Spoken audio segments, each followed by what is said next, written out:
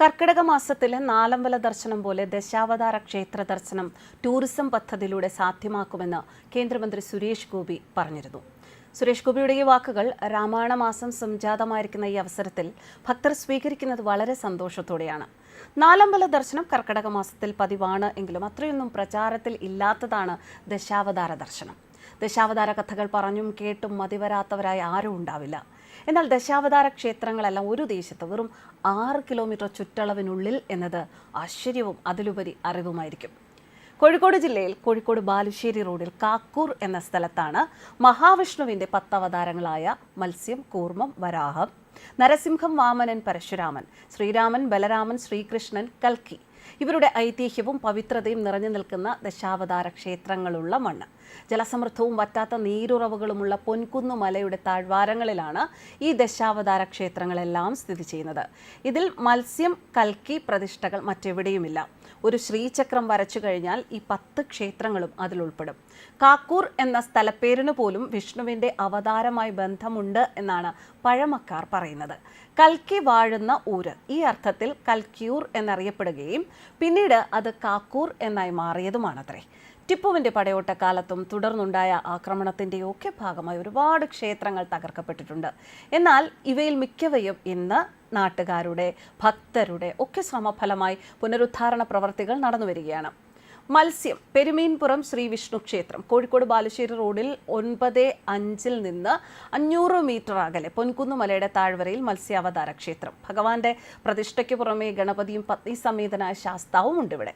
വൈശാഖ മാസത്തിൽ മീനൂട്ടുത്സവമുണ്ട്. ദശാവതാര ക്ഷേത്രങ്ങളിൽ പ്രഥമ സ്ഥാനം ഈ ക്ഷേത്രത്തിനാണ്. 2 കൂർമ്മം, ആമമംഗലം വിഷ്ണു ക്ഷേത്രം കോഴിക്കോട് ബാലുശ്ശേരി റോഡിൽ കാക്കൂർ 11-4 റോഡരികിലാണ് കൂർമാവതാര പ്രതിഷ്ഠയുള്ള ആമമംഗലം മഹാവിഷ്ണു ക്ഷേത്രം. പ്രധാന ശ്രീകോവിലിന്റെ വശങ്ങളിലായി ഭദ്രകാളി, അയ്യപ്പൻ, ഗണപതി, ദക്ഷിണാമൂർത്തി, ദുർഗാ, ഭഗവതി ഇങ്ങനെ പ്രതിഷ്ഠകളുണ്ട്. മിഥുനമാസത്തിലെ രോഹിണി നക്ഷത്രത്തിൽ പ്രത്യേക പൂജകൾ നടക്കുന്നു. ആമവാദം പിടിപെട്ട പലരും ദൂരദിക്കിൽ നിന്നും വിശേഷാൽ പൂജകൾക്കും മറ്റുമായി വരാറുണ്ട്.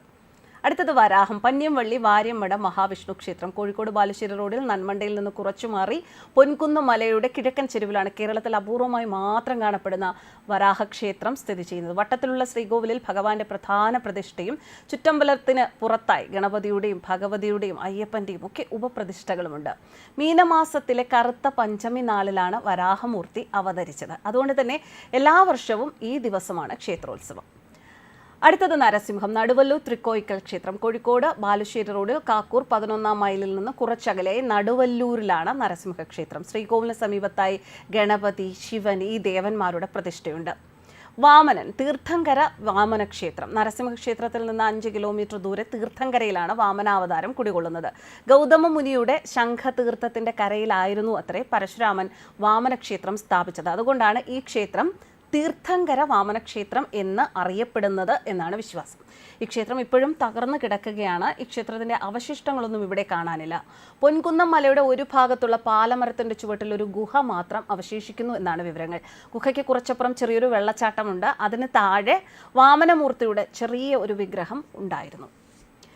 അടുത്തത് പരശുരാമൻ, ടിപ്പുവിൻ്റെ പടയോട്ടത്തിൽ പൂർണ്ണമായും തകർക്കപ്പെട്ട ഒരു ക്ഷേത്രമാണിത്. ഈ ക്ഷേത്രവും ഇപ്പോഴും തകർന്നു കിടക്കുന്ന അവസ്ഥയിൽ തന്നെയാണ്. പുനരുദ്ധാരണം നടന്നിട്ടില്ല. പുനരുദ്ധാരണം നടക്കാതെ കിടക്കുന്ന ഏകദശാവതാര ക്ഷേത്രം ഇതാണ്. ഇപ്പോൾ കാക്കൂർ പോലീസ് സ്റ്റേഷൻ നിലനിൽക്കുന്ന പറമ്പിലാണ് പരശുരാമ ക്ഷേത്രം സ്ഥിതി ചെയ്തിരുന്നത്. ക്ഷേത്രത്തിൻ്റേത് എന്ന് കരുതുന്ന ഒരു തറയും ചതുരക്കിണറും ഇപ്പോഴും സ്റ്റേഷൻ കോമ്പൗണ്ടിലുണ്ട്. അടുത്തത് ശ്രീരാമൻ, രാമല്ലൂർ ശ്രീരാമക്ഷേത്രം. രാമല്ലൂർ എന്ന സ്ഥലത്താണ് ശ്രീരാമസ്വാമി ക്ഷേത്രമുള്ളത്. രാമല്ലൂരിൻ്റെ ദേശക്ഷേത്രമായി കണക്കാക്കുന്നത് ഈ ശ്രീരാമക്ഷേത്രത്തെയാണ്. ചുറ്റമ്പലത്തോട്ടം ബലിക്കൽപുരയോടും കൂടി പഴയ രീതിയിൽ തന്നെയാണ് ഇന്നും ക്ഷേത്രം നിലനിൽക്കുന്നത്. എല്ലാ വർഷവും കർക്കിടക മാസത്തിൽ ക്ഷേത്രത്തിൽ വിശേഷാൽ പൂജകളുണ്ട്, രാമായണ പാരായണമുണ്ട്. കൂടാതെ ശ്രീരാമനവമി ആഘോഷവും ഇവിടെ പ്രധാനമാണ്.